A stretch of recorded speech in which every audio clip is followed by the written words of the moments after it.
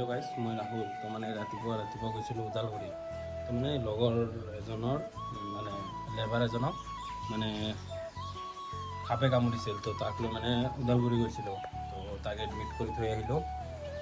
তো আকৌ এতিয়া সন্ধিয়া আকৌ যাব লাগিব, মানে তাৰ ৱাইফক যাই থৈ আহিব লাগিব। মানে ৰাতিটো মানে 24 আৱাৰ্ছ মানে তাতে আজি হস্পিটেলত থাকিব লাগিব।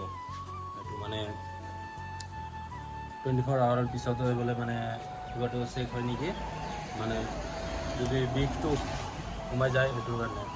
তো আৰু আমাৰ ইফালে কেইটামান হস্পিটেল আছে না, এনেকুৱা ছাৰ্ভিচ বেয়া কি ক'ব, মানে ডাক্তৰ নাথাকে, এইটো কৰ সেইটো কৰ, চব মানে উল্টা পুল্টা, কি ক'ব আৰু। তো ওদালগুৰিত আকৌ ঠিকে আছে, পূৰা ইমাৰ্জেঞ্চি কৈছিলোঁ, পূৰা ইমাৰ্জেঞ্চি কাম কৰিছে একদম। ইমান দীঘল লাইন আছিল। তো ডাক্তৰে কৈছে, তো কৈছে যে তাত যাই তোক ইমাৰ্জেঞ্চি বুলি, তো ইমাৰ্জেঞ্চি যায় বুলি কৈছোঁ। তাৰপিছতে মানে ইমাৰ্জেঞ্চি কাম কৰিছে, বেজি চেজি দিছে। এতিয়া বৰ্তমান ঠিকে আছে। আৰু মানে হস্পিটেলটোত গৈছোঁ না, তো মানে আগৰ পৰাই পেচেণ্ট আছে, মানে ডিমাকুছিৰে হয়। যোৱাকালি 4টা মানত বোলে মানে কামুৰিছে এটা সাপে। মানে এটা ভৰিতে মানে 2বাৰ কামুৰিছে। মানে দাগটো চাই আহিলোঁ। তো পিছত যদি মই পাৰোঁ মানে সন্ধিয়া যে যাম, তেতিয়া মই পাৰিলে দেখাই দিম দিয়ক দাগ চাগ। আৰু মইতো ভয়ে খাই গৈছিলোঁ কিবা হয় বুলি। তো এতিয়া মানে নৰ্মেলে আছে। এতিয়া আহিছোঁ, আহি কিনে ঘৰত এতিয়া ভাত চাত খাম। আৰু পূৰা মানে বৰষুণ দি আছে আমাৰ ফালে, কি ক'ব। এই বৰষুণটো যে কেতিয়া দিয়া বন্ধ হ'ব মানে। আৰু এইকেইদিনমান মানে পূৰা ৰ'দ দিছিল না, আৰু ৰ'দ হ'লে মানে সাপটো ওলায়। আৰু মানে আপোনালোকে যদি মানে ৰ'দ দিয়াৰ পিছত মানে এই খৰি বা কিবা বস্তু আনিব গ'লে অলপ চাই চিন্তিকৈ আনিব। মানে সেইবিলাক বস্তুতে মানে সাপটো সোমাই থাকে।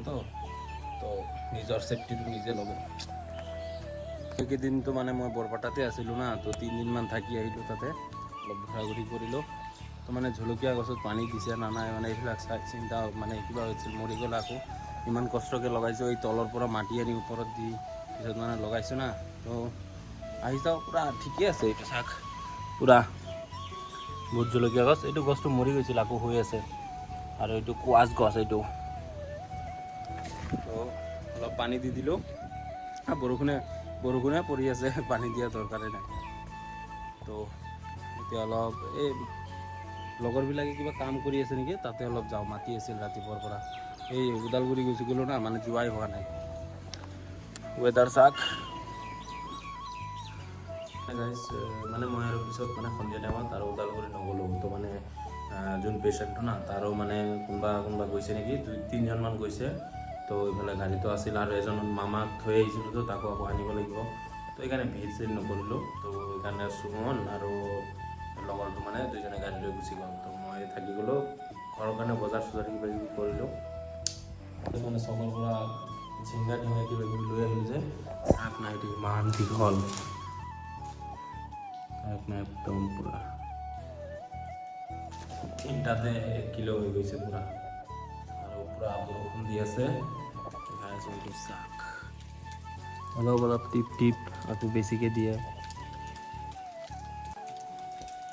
তো গাইছ, ইয়াতে মানে পৰ্দা লগাই আছোঁ, মানে এইটো বস্তুটো পাইপটো আনিছে। তো মানে ৰাতিপুৱা উঠি কিনে ডাইৰেক্ট মানে ৰ'দটো আহি যায়তো, তো সেইকাৰণে পৰ্দা লগাই আছোঁ।